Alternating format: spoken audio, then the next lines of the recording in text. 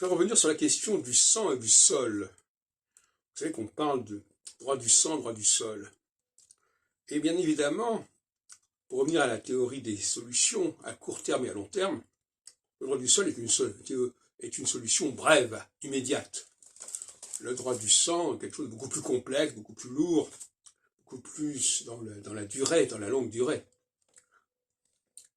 Et nous sommes toujours un petit peu écartelés par ces deux aspects, qui est un petit peu qu'on pourrait appeler aussi l'opposition entre l'horizontalité, le sol, et la verticalité, le sang, le temps. Le temps qui est quelque chose de l'ordre de la longueur, de la durée par définition. Et j'ai montré dans un texte récent que le judaïsme n'a pas à s'appeler judaïsme déjà. Parce que le judaïsme, ça renvoie à un sol, un espace. Et on sait que se référer à un espace, c'est quelque chose de suicidaire. Ça n'a aucun sens. Parce que cet espace peut être disputé, peut être occupé, etc., etc. Par contre, l'histoire, le sang, la généalogie, l'ancienneté, ça c'est quelque chose de beaucoup plus solide quelque part.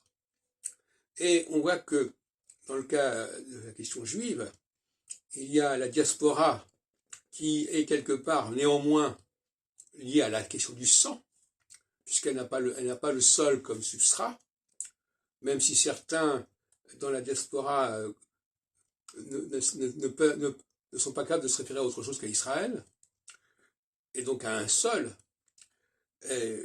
Mais moi j'ai proposé qu'on appelle les Juifs des Adamites. Les Adamites.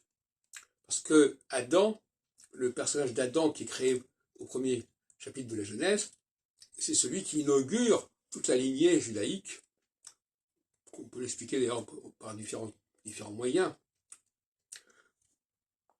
Et bon, je ne vais pas revenir là-dessus pour l'instant, mais je préfère dire qu'il y a des Adamites, et que ces Adamites, à un moment donné, ils se sont installés dans tel endroit, et puis à un autre endroit, par la suite, etc. Ça n'a pas beaucoup d'importance. Mais philosophiquement et théologiquement, le mot juif, comme le mot Israël, sont trop codés sur le plan géographique, sur le plan du sol, pour faire sens.